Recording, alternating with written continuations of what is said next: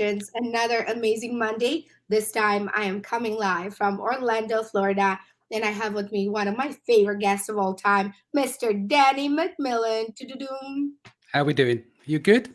Amazing. Excellent. Again, just every time I travel, somehow my voice leaves me. Like a part of my voice stays to whatever the last place was. So my voice is not on top today, but it's okay. I think we can make this work. Cool. So today we're going to do another one of our sessions, follow up to our last one, and prior to that is the boundary show. So this one is effectively how you react in most situations, entrepreneurs, as family, friendship, business, relationships, and everything else. So I've pulled together some information, and this kind of rolls nicely into just sharing this here. 1 second. I'm nearly done with that. One more to do, and we'll be good to go. So yeah, so today I wanted to kind of cover some stuff that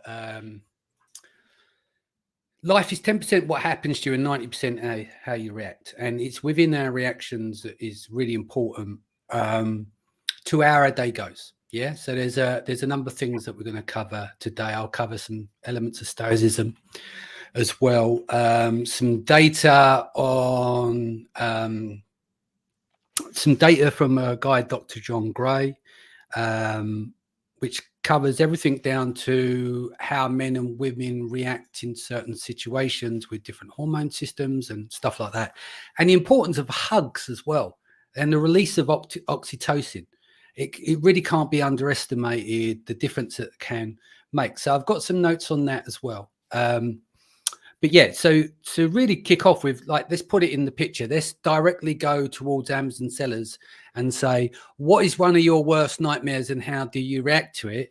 Is when the performance team sends you an email to say they've suspended your account or a product. Right.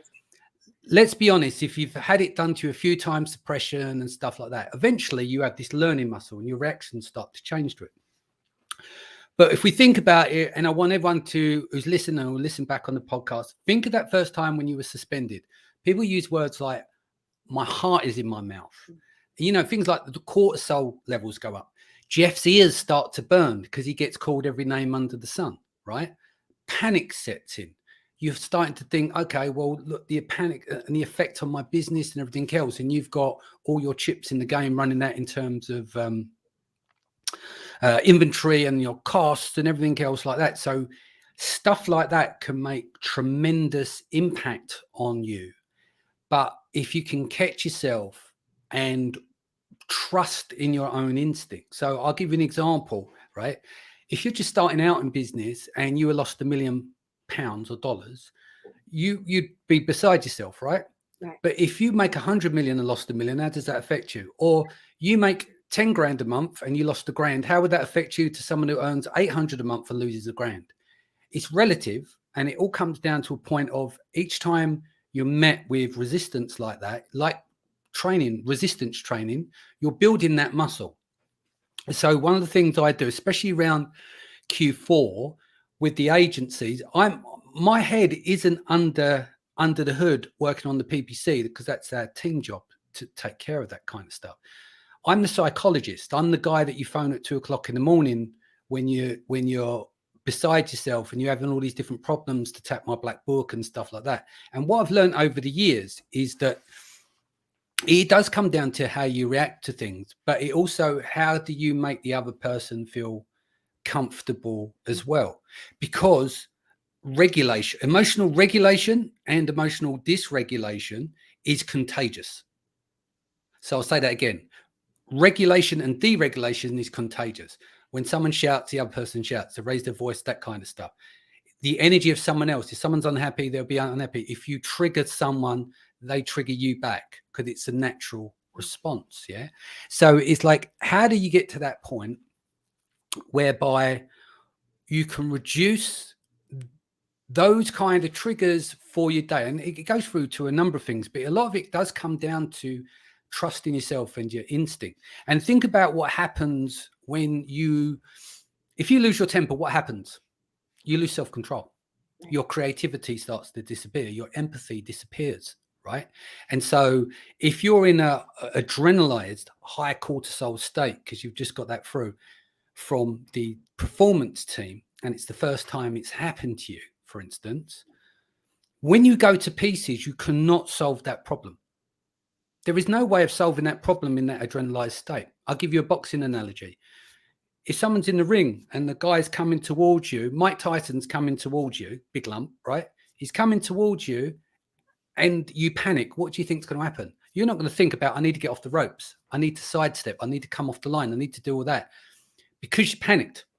Mm-hmm. So we can be in a state of commonality is that every time we react to something, everything can be a lot worse than it really, really is. Or we could choose not to. It's tough. It's not easy because people are still going to get in an adrenaline state and certain things, and it's the levels. But you can get to a stage when if you can look at it in the right way and take it for what it is, then when these problems come up in the future, it becomes easier. Let's give you another example. If you work 7 days a week and you're putting in 10 or 12 hours a day, how do you think your decision making is going to be on day 11? It's going to be shot, right? If something happens with inside of your business and you've been sleeping on 3 hours a night and all you're doing is adrenalized on coffee, no exercise, eating shit food, what do you think can happen? You're going to make bad decisions. And so there's the stages where you can get to a point where decisions can be put off and they don't have to be made right then, because some people's reaction when they're kind of learning about Amazon, keep going back to trying to go to a potent point of when you have to deal with something as an Amazon seller, is one of their worst nightmares, right? Yeah. Outside of dealing with seller support, but that's another story for another day. But the point in trying to get to is like, how do you react? How do you maintain a different frame, if you like, adjusting your frame to this and reduce an adrenaline state and work to a better procedure so that each day when you face these things in your business, you can actually have a peaceful day within inside of the chaos, because you're using a set of tools to actually make the situation far better than what it really is. Give me some examples for you where you've gone off the rails on something and it really wasn't that bad, or it was actually a benefit. Yeah. Well, actually, as you were talking, I know I told you that my experience the other day. Can you hear that? Is that loud? No, it's fine. I didn't know if you wanted to share it on the public podcast. Oh, God. Yeah. Well, this is the thing, because you never really know how you are going to react in a very unique circumstance that you've never experienced before. So I'll give you two examples. One happened to me about 15, was it 15? Maybe 17 years ago. I was robbed. Me and my best friend were robbed. And it happened at the same time. It was like midnight and we were coming from Vegas. We had parked our car in Pacific Beach where we lived at the time, and we were walking, and it happened just like it happens in the movie, Danny. A group of people just got out from this van and they surrounded us, and for a moment I didn't think. I was like, oh, they're just kids like in PB, whatever, hanging out. And they surrounded us and they're like, hey, do you have a cigarette? And in that moment I was like, holy shit, all the movies that you've seen, you know, where they like, it was like the line, like the slimiest line ever, right? Like, do you have a cigarette? And in my head, I was like, we're about to get robbed. And I've never been robbed before. So what happens is, and what I noticed, two things happen. I reacted very differently than my best friend, completely different. She was on one side getting beat up by like 4 people, me on this side dealing with 4 people, right? Because there were like 8 of them, I think. And she was screaming very loudly, and I wasn't. I was like, I got into that zone. And again, you'll never know how you're going to react until it happens to you. The zone that I got in was like super peace, super chill, but at the same time very rational, because I had one piece of document that I couldn't lose. I was like, I don't care, take all my bags, take my jewelry, take my money, but I have my passport. I have my passport in my purse.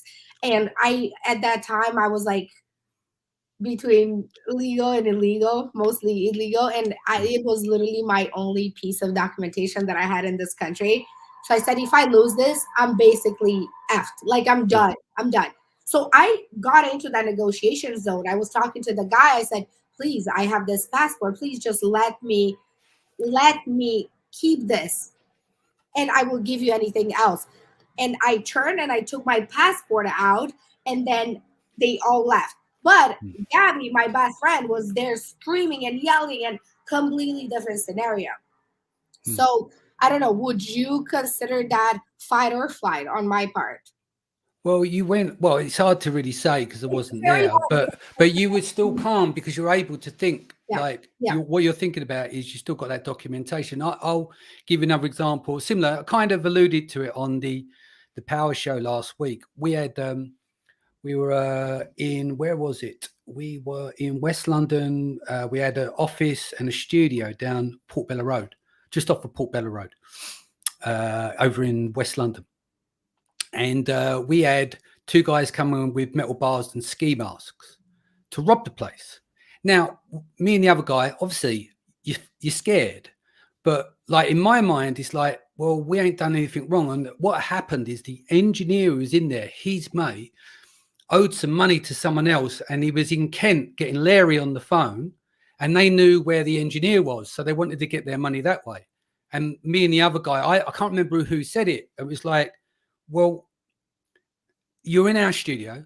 99% of that equipment, I'm paraphrasing it, is ours, but that's his, and that's his problem. And they took him outside, and they with the bars, and they took a sample or something that belonged to them, so he got their money back. So it's dealing with that kind of situation. Now, I could have opened my mouth and got a bar around my head. I've been it with bars and stuff before, but in that occasion, it didn't. But I felt a sense of calm because of what I've dealt with in my childhood to be able to do that. There was no way that I was going to do anything other than that. But my only thing I was thinking of, well, hold on a minute. You're in here because this guy and his mate is upset someone. That's not our problem. That's his problem. Do you know what I mean? So you deal with things in different ways. In those situations, two guys in ski masks and two metal bars, there's no point in a commercial building like that to go to war with them. Absolutely not, because you could get your head caved in, right? And the fact is, you're going to have cameras in the hallways and stuff like that. So you let them do what they need to do, but you're still working to a point of reasoning with them in some way. Yeah. Even though you can be scared and everything else. But getting back to your point, like, I don't know if you'd share the story last week that you told me. That was fight mode. Yeah, You turned that right round. yeah. Yeah. I You mean, went into I fight can mode. share it if you want. It's just Then that if you do, because it's a very interesting story how you dealt with it, because it was despair, yeah, and then you got that little bit of luck, and then you turned it, and then basically you got what you wanted. yeah, Yeah. Because in that situation, you thought it was all gone, but you didn't give up. yeah. So do you want to share the story? Yeah, for sure. I feel like I'm at a place now where I can talk about it. So I was telling Daphne, I had literally the most traumatic experience that has ever happened in my whole span of my entire life. And it was Friday last week. I was outside with my dog, with my, it's a Chihuahua. She's like 3 pounds, like 2 kilos, basically. And 7 a.m. I'm in my slippers, in my bathrobe. I'm out with her just for her to like go pee, whatever. And this coyote shows up out of nowhere. I'm in a residential area. I'm in a house. It's like a beautiful place. And um, in that moment, this wild animal came into like my home, my safe space, and basically took my baby away from me, took my Mm. dog away from me. And she started running with her. And in that moment, for a second, for just a split second, I was like, why is this German Shepherd attacking my dog? And where's the owner? Right? Just for a split second. And then I'm like, holy shit, this is real. This is happening. This is not a dog. This is a coyote, and it's literally taking my baby away. So in that moment, I just started sprinting in like my bathrobe and my slippers, and I ran like I've never ran that fast in my entire life, running and screaming at the same time. And it's like I'm screaming with despair because it's like 7 a.m. There's absolutely nobody on the street. It's just me running after this animal. And at one point, it turned left on one of the little side streets in my neighborhood. And by that time, I lost them. Like the coyote was gone, my dog was gone, and from the other side, by some absolute miracle that I can't even like put in words how everything had to happen in such a synchronicity, that this neighbor heard me from like across a few streets and intercepted the coyote from the other side. So now this damn thing is like running towards me with my baby still in its mouth. And at this point, I'm like, my dog is dead. Like for sure it's dead. You know, how do you run with a dog for so long, right? And in that moment, like something unleashed in me that I have never experienced in my life. It was almost like this beast, this literally beast. You had Because your Jezebel come out, didn't it? we're Your Jezebel, animals. you screamed. I became like some type of monster. I don't know what I was, but like it was me, but on that adrenaline level, and I just became like insane, right? So I'm just like screaming, and I got in front of this thing, and I think it knew, because in that moment, like animals feel the energy. Like I think it could tell that I was going to rip it to pieces if it didn't drop my baby. And in that moment, Danny, like there were so many ways this thing could have taken, but it came like literally right in front of me and like dropped my baby off in front of me and then continue running. And of course, I was so thankful, first of all. But I battled with this for like the past week now, because it's been a week since it happened, because I had different emotions about it. Like one, us as humans, we tend to get into that, why is this happening to me, God? Why is this? Or what have I done wrong? You go through all these stages and emotions, and it's like you have to make a decision.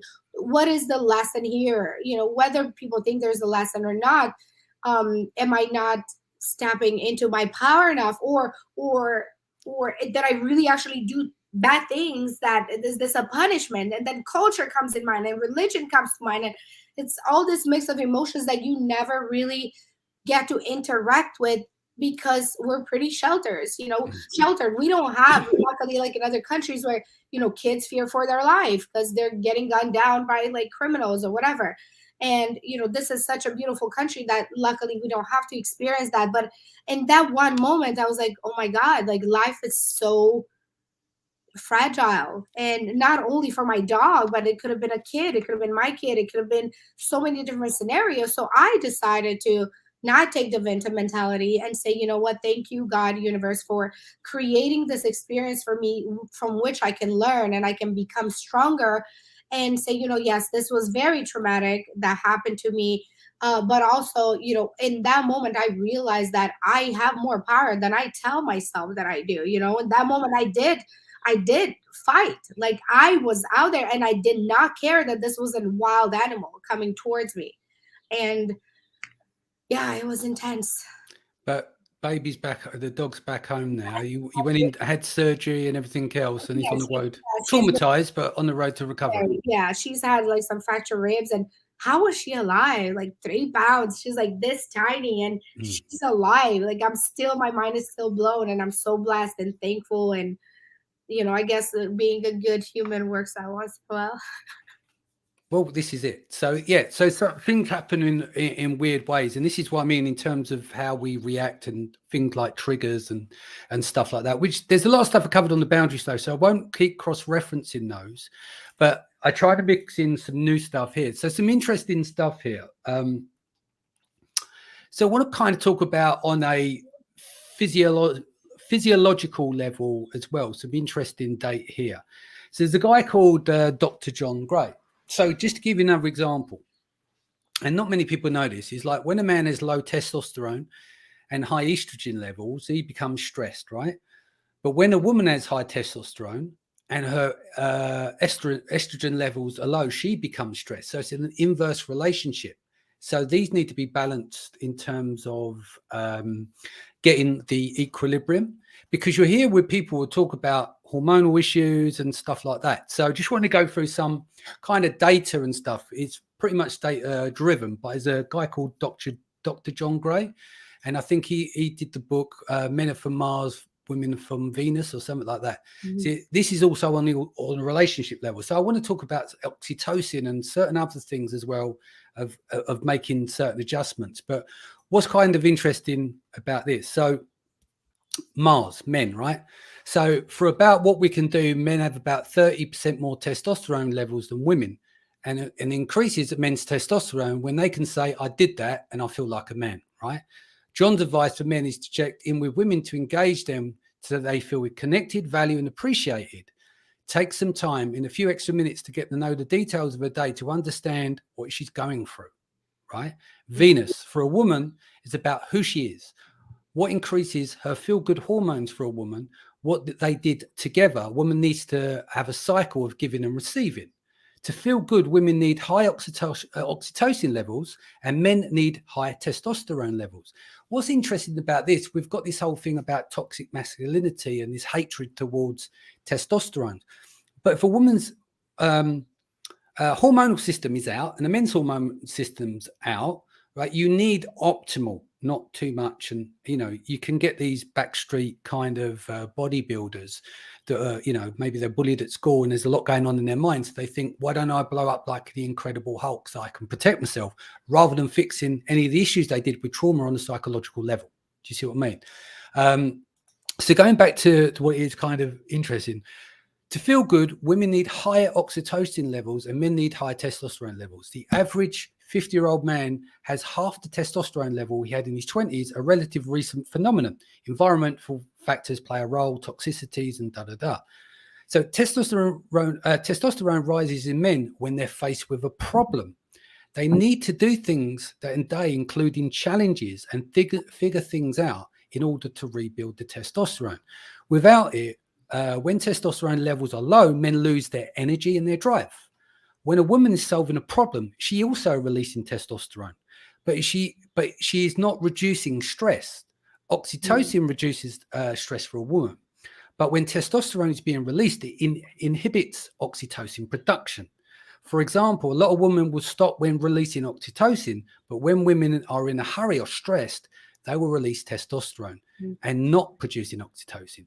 Experiencing connection and intimacy creates oxytocin, great for women, but inhibits testosterone, not great for men. Men need to pull away to rebuild their testosterone. So although a woman gets upset when they crave intimacy, men actually have the limited bandwidth there. One of the biggest oxytocin producers is feeling people are helping and supporting you. The number one inhibitor of oxytocin is to feel alone and feel like I have to do all this myself.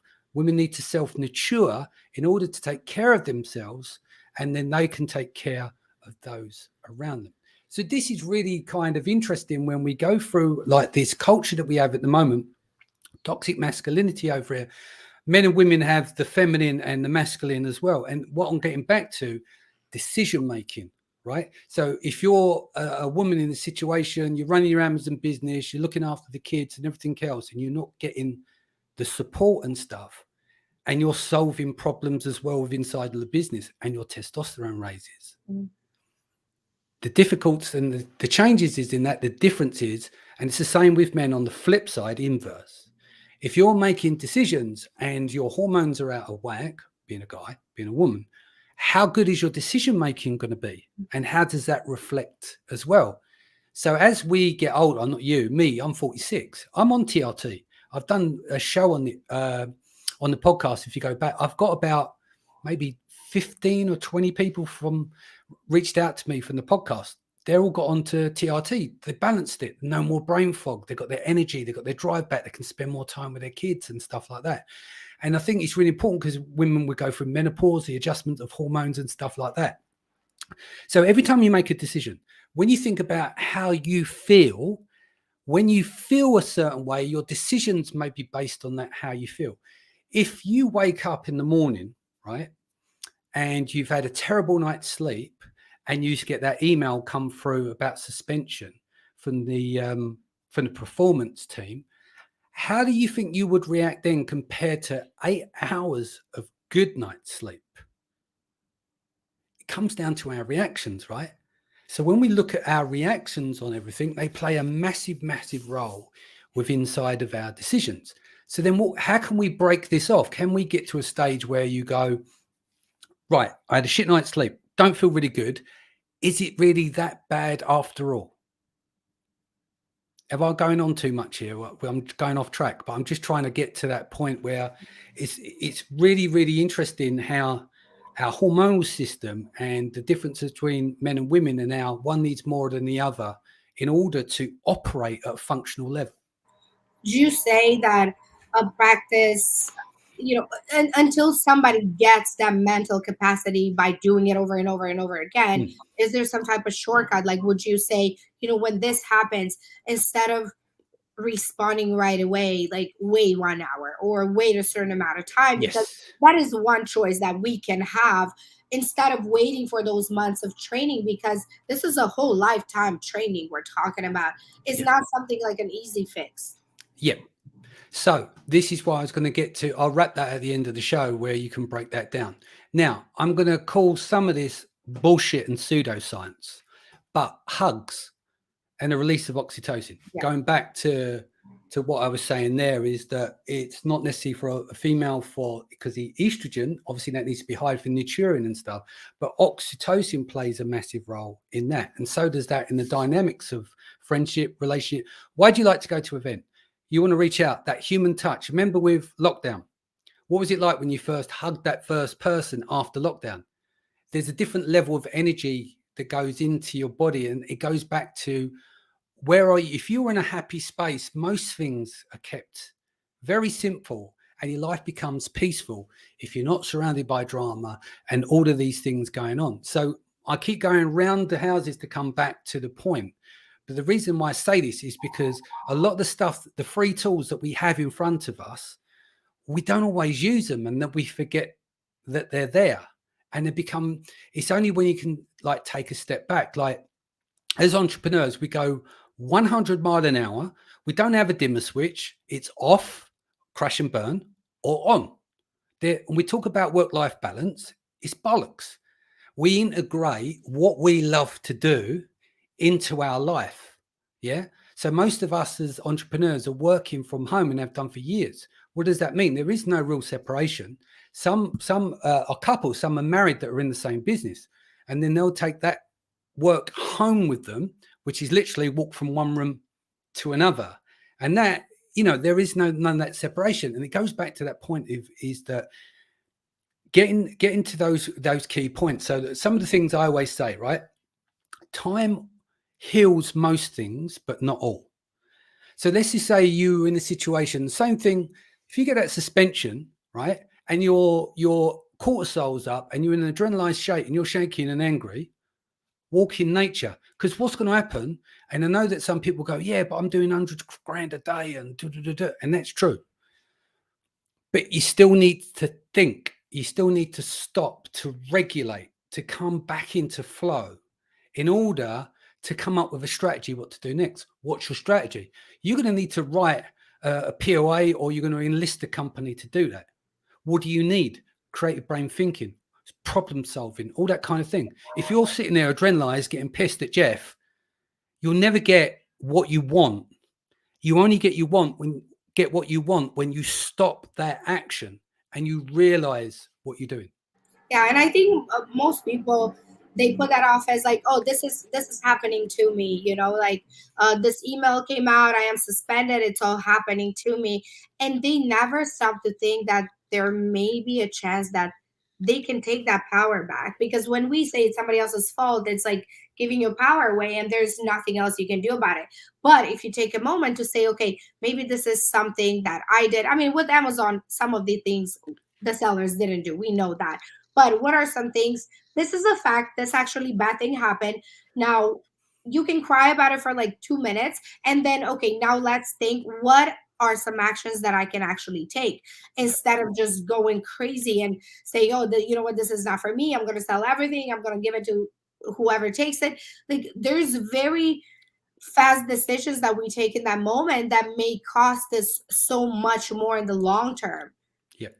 So definitely taking that time to really like just sit with it, or not even sit with it at all. Just say, you know what, I will deal with this when I am in a better state. Like, I am not in a state right now that I can make this crucial decision. Yeah, but what we do is we push because we're entrepreneurs, right? We don't give up. We get like, no, I'm not going to rest until it's done. And you're already in shutdown. Your Yeah. body's already adjusted its modes. You're out of the mode where you want, because you're in fight, flight, fawn, or whatever the four that you're in. So that stage of where at that moment when it happens, you go into a suspended state, should we call it? You're like, why me, poor me, all these kind of things. So you can actually start to feel sorry for yourself. I actually caught myself the other day. I gave myself a little slap around the head. I was feeling sorry for myself for about 35 seconds the other day. 35 seconds. And I went, sort yourself out. You just got to take care of this shit. Stop sitting there pissing and moaning in your pants. Just do it. Get it done, right? Or I'll sleep on that and we'll do it tomorrow. It's going back to that point of like the suspension. Basically, what is the suspension? A suspension letter is a plan of action you give to Amazon to tell them that you already know what they already know, but they want you to know that you know what you've done and you accept accountability for it. That's all it is, right? Isn't it? I'm going to suspend you, but you've got to tell me why I'm suspending you. In a lot of cases, they got better, but that's what it is, right? You set of solutions. This is what happened. This is how we're going to fix it. And I promise Sir Jeff, we won't do this again. That's all it is on a one page. But we can blow it out of control. And yes, there are people that don't get back on the platform, but it's very, very rare. It's normally to not get back on the platform. That's why you got to start to think, shit, I've been suspended. The first thing is, it's going to be a grind for the next 2 weeks or so because I'm going to lose revenue. Then you go, well, you break that problem down. Okay, I'm going to lose the revenue. How much we lose? What's the margin on that? What can I do? And then you're thinking, you're making those adjustments. Not, that's it, I'm suspended. That's it, my business is over. Because it never, ever is until you give up. But if you can take that step back and you realize, all right, what happens in the suspension? Well, this is normally happening. I have to send them a letter. I have to beg Jeff, and I just have to say, sorry, Jeff, I did all this, and this. Even if some of it I didn't even fucking do, I'll put it in there anyway, just to get back on the platform for the greater good. But can I ask you something? Yeah. Why do you think they do that? Do they do that to keep like for later in case you have to like say, oh, well, you see, you said that you did this here. Is that kind of like a insurance policy for Amazon? Like, why is that a thing? I don't know, but I think they've got better now where there'd be a bit more guidance to exactly what you've done, but they never would make it absolutely clear because you'd see with people will present their because the letters get annotated. So it goes in, someone will look at it before rejection, it gets annotated. And so if it gets kicked off again, this is why sometimes people don't get back on. Amazon wants you to know what you did and you've taken accountability and you've made those changes, because they're holding you accountable for your behavior or your supposed behavior in most cases, right? So that's why they're doing it. I mean, it's a bit cruel because it's a bit teasing, but you literally, if you said, right, I've done some friends and family, because they know for some reason, you confess that, they would normally let you back on the platform. It's only when it comes to stuff like, what is it called?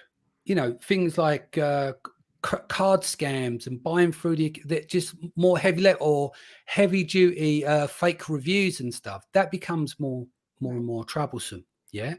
But in most cases, if it's something to do with paperwork or there is actually a competitor's trying to take you out, you've got to work out. That's why you need time as well to think about. Hold on, what's going? Sharon saying it's not Sharon. Right. But Danny, sometimes you have no idea why you've been suspended. It's not straightforward. I know it's not, Sharon. Yeah. It's okay to freak out when it happens. Yes, it is. But then you have to come back into your side of problem thinking. It's not that black and white. Totally agree. The most important thing is to be able to pick yourself back up and start investigating when it can be done. Yeah. The quicker you get there, the quicker you realize I need to go to problem solving mode, because some people would stress out for longer. All I'm saying to you is like, generally, the idea of this show, most of the time, it's not about it's not as bad as you actually think. But what you have to do is you have to get out of that flight mode and get your head back in the game as quick as possible. Because what happens when you like I mean, I know you do too. Like, you know, sometimes Amazon suspends you for no reason. It's not even your fault. But my problem with this is, and I've seen it throughout the past 7 years, is a lot of clients that I talk to, they would get something like this and they'll say, you know, I've never done anything wrong. So in that case, they have to lie to say that they did this wrong thing just so they can get back on. Like, they will admit to a wrongdoing that they've never done. So what does this freaking say about Amazon? It's like everybody's like, oh yeah, we have to follow TOS and we have to be right and we have to do this. Yet on the other side, you have to lie that you did something you didn't do just so they can accept it. Yeah. So going back to Sharon's point, everything is exactly right. It doesn't matter how much money you make. When a product goes down, you have the initial moment of anger and shock. Of course, Yeah. initial. You Yeah. used exactly the right words. It's natural, normal, and honest. Was it natural, normal, human nature? Yes, it is. Eventually, because our default position, the monkey brain, is negative. Or otherwise, we'd have loads of people running around fucking positive all the time because they're not. That's why they do things to make things more positive, because your default reaction in your brain would look to the negative side first. True? Yeah. There's brain scans. They've done lots of, there's history of data with that. That is our natural reaction. What I'm saying is the quicker we move through that reaction, or if you're able to catch yourself in that reaction, you tell yourself, I'm going to solve this. I've got the skill set. I've done it before. I've solved problems before. I've got myself out. But if you're in pissy pants mode and stay there for weeks, it's hard, I know. But what else does that do? That aggravates it more, right? So that could be that boulder that's rolling down the hill when you're in that mode. All I'm presenting is an idea is, all right, so let's get back in the game and get on and do what we can. We do our best, yeah? But that's what I mean is it's a muscle as well. When you're used to this shit all the time, and it happens all the time, you get better and better at dealing with those problems. I mentioned before on the show, my wife sometimes, she don't understand. Like I spend most of my life putting out fires because that's my job. My adrenaline, I am adrenalized when I'm doing it across 3 businesses to solve problems. I can't solve every single problem.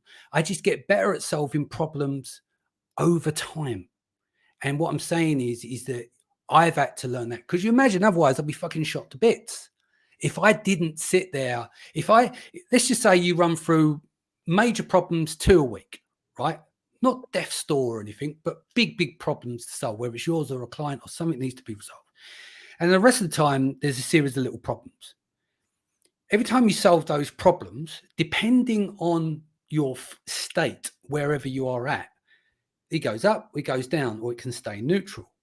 And so you need to be ready for the big bombs so that you've got the capacity to manage those big bombs. Do you see what I mean? Because if the little bombs eat you up and you get to the big bombs, you've got no energy to deal with those. And that's why it's important of how you look at things. Yep, I agree. Right, what's the here? Hugs. Right, there's probably going to be some pseudoscience in this.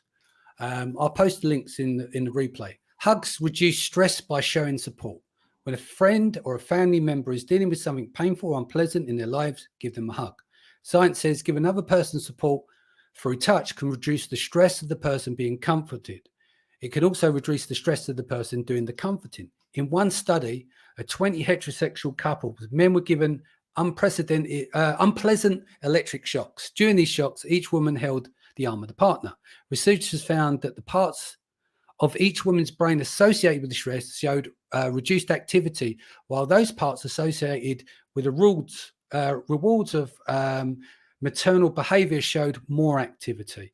When we hug someone to comfort them, these parts of our brains may show in a similar response.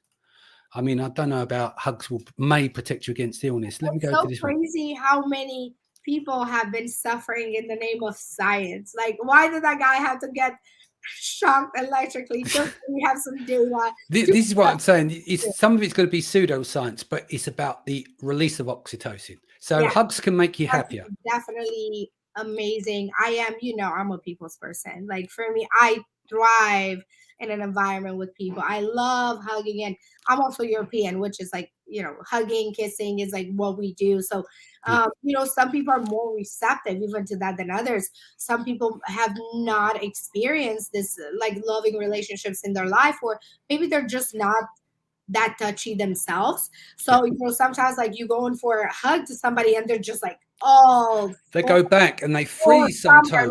And you notice, like, if you hug different people, you feel the squeeze. There's a different vibe. And obviously, you've got to this is the problem, though, right? Hug too long, no. there's a line, right? You got to get the balance right when you hug someone. It's like, Yeah. hold on, are you gonna let Right. go? Let go. It's got to be timing in it. It's got to be timing that's involved. But hugs can make you happier. Oxytocin is a chemical in our bodies that scientists some called the cuddle hormone.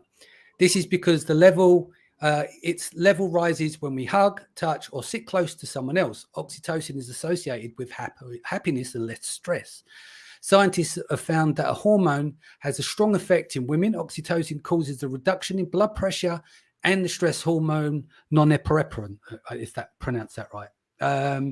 One study found that the positive benefits of oxytocin were strongest in women who had better relationships and more frequent hugs with their romantic partner. Women also saw positive effects of oxytocin when they held their infants closely.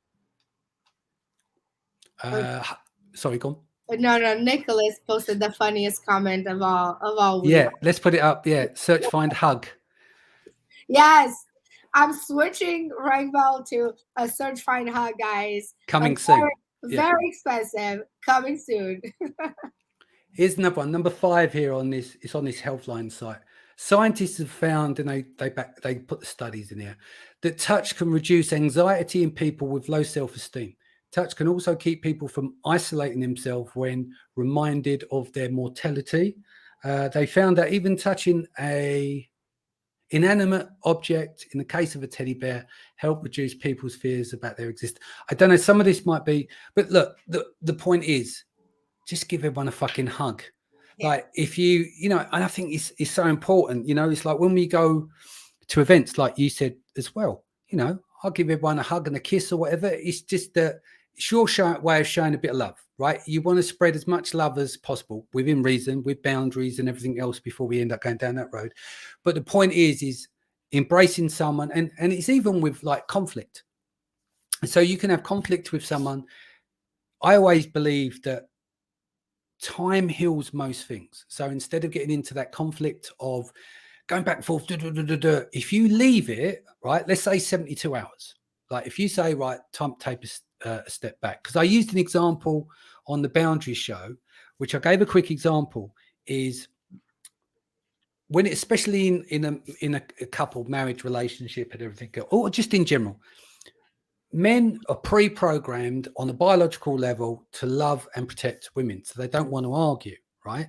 The problem that you get is if you argue with a lady, she's angry or she's crying, you argue with a lady and you win because you're using logic versus emotion, you look bad.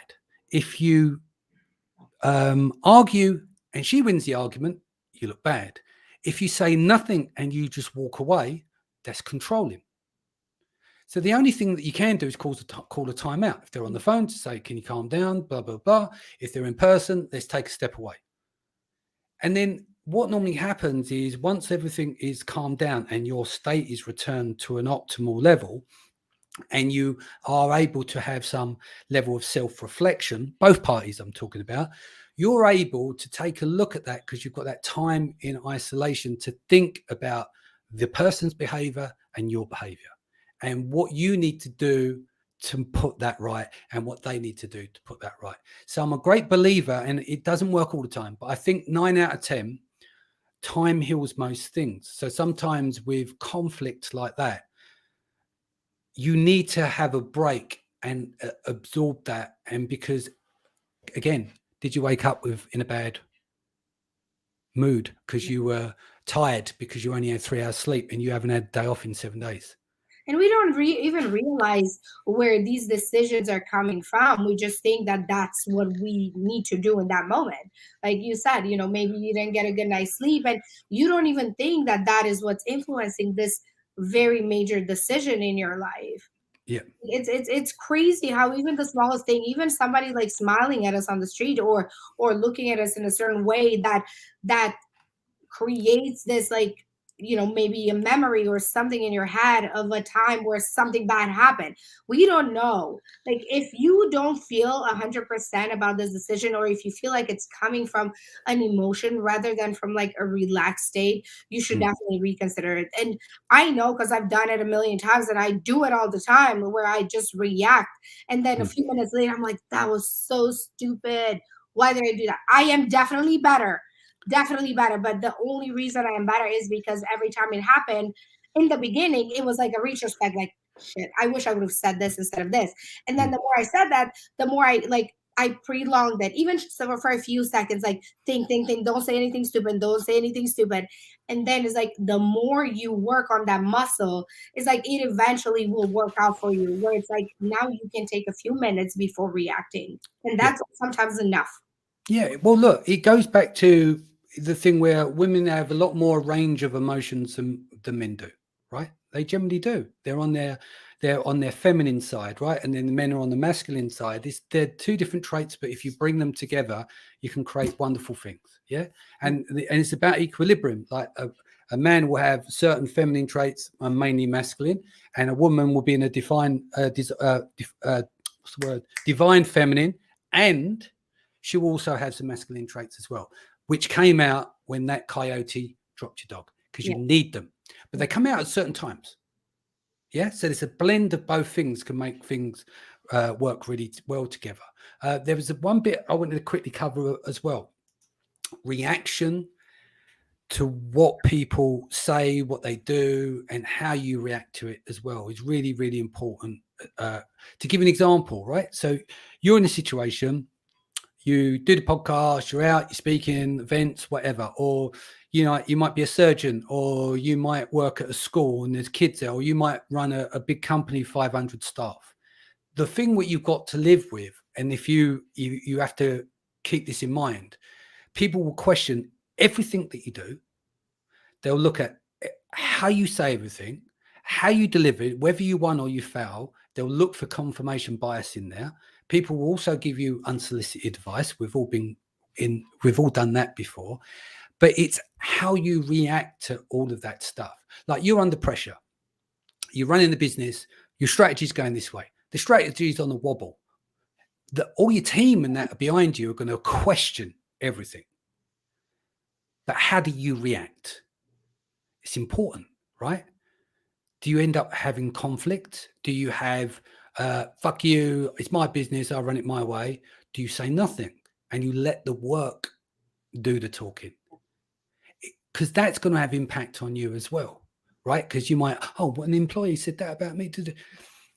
The thing is, you have to think that every day when you're trying to do something, and not everyone's going to be on the team, on the bus with you, but you have to find ways of going, I'm going to do this anyway, and I'm going to just do my best. And this is, and if it fails, I'm taking 100% accountability. I won't sit there and piss my pants and moan. It's on me, because if I change the strategy, it's on me. Will I allow my ego to change the strategy, knowing that he's going off track, and then sit down to the team and say, do you know what? You're right. That's what we should have done. Next time, we're going to do it that way. Because that's how you earn respect with your team as well. And for yourself. And for yourself. But the thing is, you're going to get people who's going to question everything that you do. Why are they doing that? Why do they do it that way?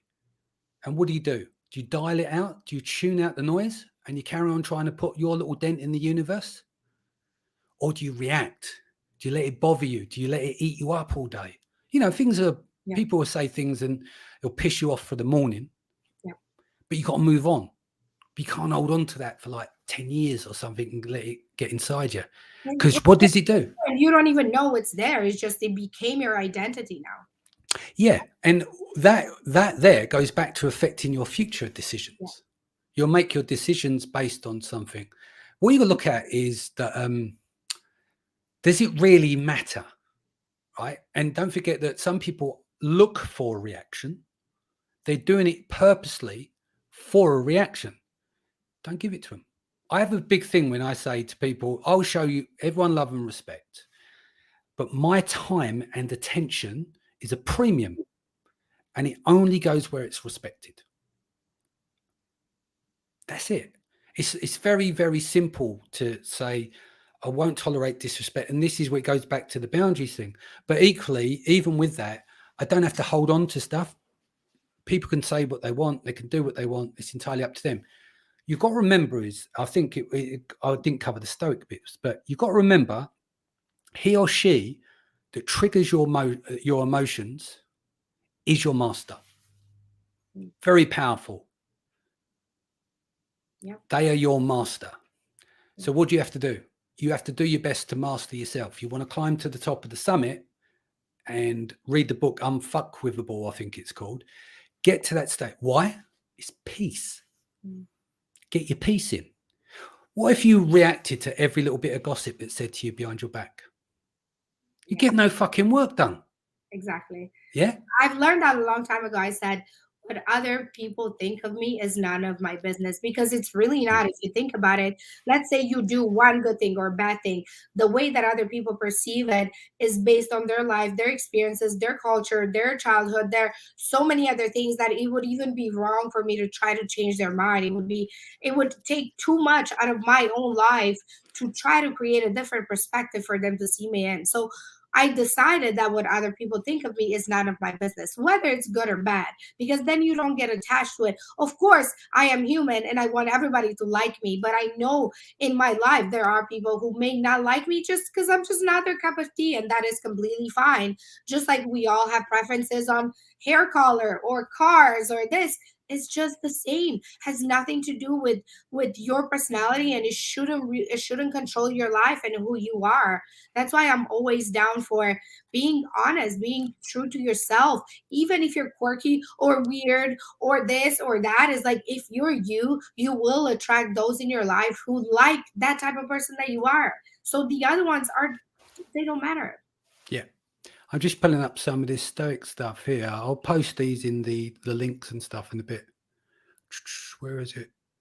The one that I wanted to find was what was the quote? It says, "I don't like that man. I must get to know him." Isn't that crazy? Because what you're looking at is those, you don't like someone that's your triggers. So what you do is you think, actually, why? Oh, yeah. So that you learn about them. Because he's different. He's different than what you're used to on the regular basis. It's like, do I like that or I don't? Let me find out. And there's another quote. I'm going to paraphrase, but you can look it up. But effectively, it's a stoic quote that says, the man talked about me behind my back, or something, they're paraphrasing here, but he missed out all the other negative traits about me, or something along those lines. So effectively what it's saying is that you chose that one. And what it means is that you're not perfect, because no one is, right?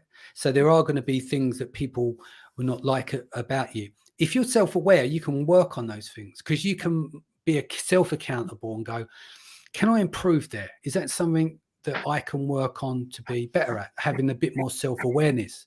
Like, I have to be careful because I'm just blunt and I shoot from the hip. A good example is, it's not what you say, it's how you make them feel. And would you agree, as a woman, if someone said something but their voice was raised, or their tone wasn't soft, it's not what they actually said, it's how they said it. Absolutely. Can be the impact on you. So you have to be careful. It's like, I have to be careful because the way I talk is that not everyone gets me and know it comes from a place of love. But sometimes, and it's also doing it online. It's another thing, because you can't really emphasize emotion in a text. I mean, some people are better than others. Like, like you try to incorporate like emojis and all this, but really it doesn't really come across as who you are in person. So especially in conflicts, it's better that you pick up the phone. And this is one advice that you gave me. I don't know if you remember. I remember. About a year ago, maybe not even that long, but I was very upset about a certain situation that, I looked at it from all angles. And even though I felt hurt, I felt like I was betrayed in that situation. And I just started texting. Like, it's so much better when you tell that person in person, so they can hear your voice. I mean, it can be over the phone because it comes out completely different and out of context. And again, it leaves room for interpretation based on who you are. So if Danny says to me one thing and another person says to me the exact same thing, I will take both those things completely different, even though they mean the same thing. They have the same punctuation, because you put your own spin on what somebody said. So always have those conversations over the phone or face to face, preferably. Always resolve conflict in person or on the phone. And equally goes back to what I say, maybe 72 hours, whatever it takes to resolve something. You know, time can really start to heal things, and it allows you to say the right things and reflect on your own behavior and what you're accountable for. Because I think that's what happens is the problem. Sometimes people can come to you and look, they've played a victim, everything's everyone else's fault, Yeah. and they're waiting for you to grandstand them, to give them apologize, like, and you can't entertain those conversations. If someone's not going to be self-aware and look at their own behaviors, then you can't equally go to the table and have a resolution and resolve a conflict, because all what's going to happen is that person that leaves, who feels they got the one-upmanship because they needed to be right rather than kind or take any accountability for themselves, they will never learn. They will never improve. So that's why I think it's important. It's a dyad, right? Yeah.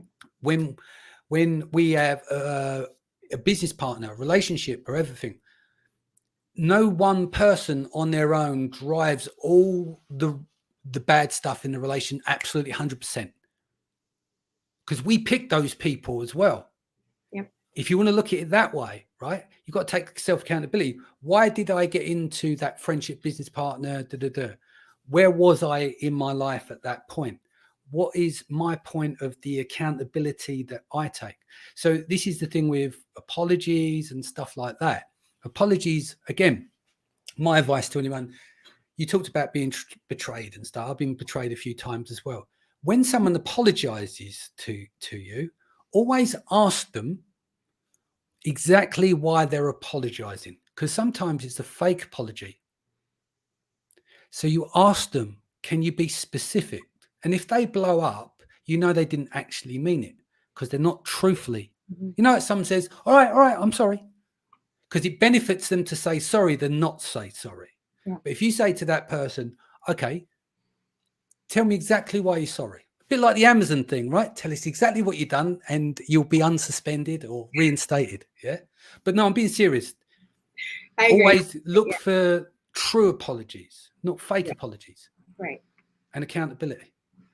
Yeah. It will set you free. Right. Absolutely. Yeah. Truth will always set you free, and it's so hard. Truth is so hard, and you know what? Because we're so used to giving those little white lies, like, "Hey, what time did you wake up today?" "Oh, 8 o'clock," but really it was 8:30. Like, why does it freaking matter? Like, why can't we just be honest with who we are? And it's always like those little things that, again, we think that somebody else is going to perceive us in a different light because we did this little white lie, and all these little lies, they add up to bigger lies, and then you're like, who even am I in the end? Who even am I? And truth is the hardest, but it's definitely the one that will set you free.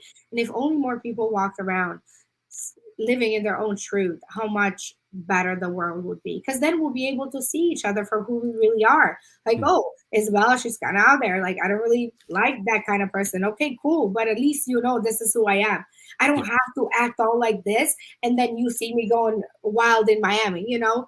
Like, no, this is who I am. Whether you like this type of person that I am or not, at least they're able to make this decision now and not in 5 years when they're like hooked in a relationship or some type of, you know, marriage or anything like that. And they're like, wow, so you really weren't this kind of person. When did you become this wild one? So it's better to always be upfront in anything, whether it's business, relationships, really anything. Indeed. Interesting from Maria. Great conversation again. Too much self-awareness can be crippling also. A person can over-dissect their inadequacies and can often be their own worst enemy. Marie, no one's perfect and no one's better than the next person. That's all it is. What you got to realize is that everyone has shit going on. Everyone. I don't care who you are, the most confident people in the world, at some time in their life, whether it's a regular occurrence or not, everyone has shit going on, and everyone shits exactly the same as the next person. When you get through that, it doesn't matter. You're going to sit down, and like we said, it's a muscle. You want to tackle any level of self-awareness, then tackle it. You can tackle it on your own, in a group setting, a third party. But if you tackle that, that will set you free. It will absolutely set you free, because what you do is you go, right, I'm not very good at this, not very good at that, in a business sense, right? I'm not good at that, not good at that. What can I do? Well, just outsource it. Someone else can do that, and I'll work on the stuff that I enjoy. I'm shit at I'm shit at most things, but I live with it. I have to get on with it. There's certain things I'm all right at, but who cares? Do you see what I mean? If you start to think of it in that way, Cannot do. don't worry about what people think. Yeah. Because at the end of the day, you can't control the outside world. You can control what goes on up there. And if you win the war up there, you win everything. Because you can't control people. You can't control the way people think. You can't control what people say, but you can control your own behavior. And that's the best you can do. Just do your best. And a lot of people, 90% of this planet are good people. All they're trying to do is they live through their own lens of perception, just trying to get on in their own way, carrying their bags of trauma or whatever they had in their life, and they fixed it, they didn't fix it. They played the victim, they didn't play the victim. They went from poor, they went to rich. They went from rich, they went to poor. It's just a cycle. It goes round and round and round. But ultimately it comes down to is most of this shit that goes on in people's heads. And it's how you then from within your head, then it's how you look at the world. So we talk about half glass, half full, half empty. If you look through the world, wake up every day, miserable, envious of that person's there as an arsehole, how's your day going to be? Fucking miserable. If you get up every day and go, who can I help today? Who can I help? Who can I help get on? What can I do? Can I sort that out for that person there? It makes you feel fucking great. Yeah. And then you fuck up, you make a mistake, and then you have to apologize because you're not perfect, because you've done something wrong. Accept it, own it. And everyone is the same. Yeah. Forget appearances and everything. Everyone has something going on in their life. If you know that, it sets you free. I think I've set you free way too many times today. Where's Sharon? She's been a bit quiet at the moment. I'm waiting for her. Freedom is very important. What's that? Freedom is out of the most importance.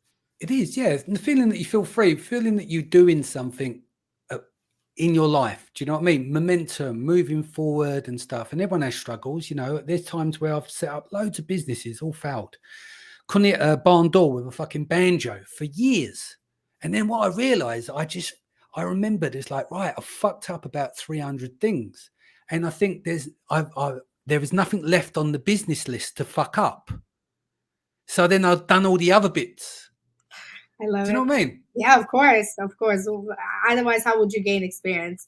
This is so wonderful, Danny. I'm so glad you were able to come back on, because this is mental health and just awareness and different experiences that we all go through that we don't get to talk about and share. You know, everybody has this vision of, they put us all in this little boxes that we mostly show up in. You know, we're on Zoom like this, and it's like you go back to your point of everybody has some shit going on in their life, and if we don't talk about these things, if we don't share them, it's like everyone just kind of does the same thing, and it's like, wow, those people are so perfect, nothing ever happens to them, where really in reality, like, who would have thought that this traumatic thing would have happened to me, and how am I even doing? Like, people don't, we don't take the time to really think of like what other people are going through. So, always be kind. And what I started doing lately is, like, I start my days with an intention when I remember. So even the simplest intention, like, what do I want my day to look like?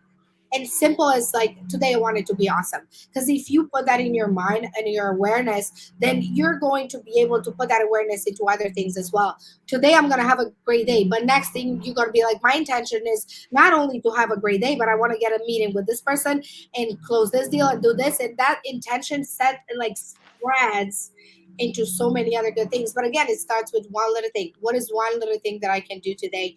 And that's a free thing to do. It's literally a free thought. Today is going to be freaking amazing. Yeah. Just, I mean, even if you're kind of deluding yourself in some parts, but What would you prefer? Delude yourself to say I'm going to have a good day, or tell yourself, which your monkey brain will tell you in default mode, you're going to have a shit day. Yesterday was shit, so today might be shit, so tomorrow might be shit as well. You know, it's how we look at stuff, you know, and it goes back to things. Yeah. People can get like serotonin levels. We talked about it, you know, the mythical, not mythical, but the proposed dominance hierarchy, how lobsters will serotonin levels go up and down depending where they're placed. Yeah. And all these things play, you know, like I think it's like one in 5 people in the US may be on psych meds of some kind, right? So they go to the doctors. It's not a cure. Problem, you might have issues with gut bacteria that reduces your serotonin levels, that makes you depressed. Not here's a tablet that compresses your bloodstream or whatever it does to you over 10 years of you. Do you see what I mean? There's so many different things that we can look at, and look at our environment around us. Like, you know, the suspension thing depends where you live or whatever, but if you can go out and walk in nature for an hour, get new perspective on that situation to solve that problem. But the important thing, the important message of today is, can you catch yourself in the moment quick enough? Yeah. Everyone's going to freak out. Everyone's going to be scared. Everyone's going to get all of these range of emotions, but can you catch it fast enough? That's really the key. And then when you catch it, what do? Deep breathe in, exercises, some Wim Hof. Go on YouTube, go and do some DMT meditation. That'll get you off. Right. Do you know what I mean? You do 20 minutes of that, you're in cloud cuckoo land. Well, fucking great. That actually takes you in a whole nother world. It does. Did you ever hear my episode on DMT? Maybe. I don't know. Yeah, I heard some of it. I've not taken it external because you produced DMT, but I did do some of the Anne. What's her name? Anne's surname. Done Branded by Women. People know she does a load of breathing work, and she taught me about that with the DMT. It's fucking great. Yeah, it's my partying days of that kind of magnitude is over, but releasing DMT naturally in the brain and doing that relaxing, some really interesting shit came up with that as well. The third eye, and I'm getting all hippie now, but we should do an episode on only that, Danny. Yeah, do you fancy doing a show on DMT? Have you done it external DMT versus using your own? That's the thing. We can do on both. We can talk about why we should or we shouldn't. But thank you so much, Danny. I gotta get back to my conference. Yeah, no worries. Thank you. Love you guys. I'm so glad that everybody that was here today participated in the conversation. It's always great to hear other people's opinion. We will see you very soon. You'll probably see Danny tomorrow, and me and Sharon and our whole crew very soon. Love you guys. Take care.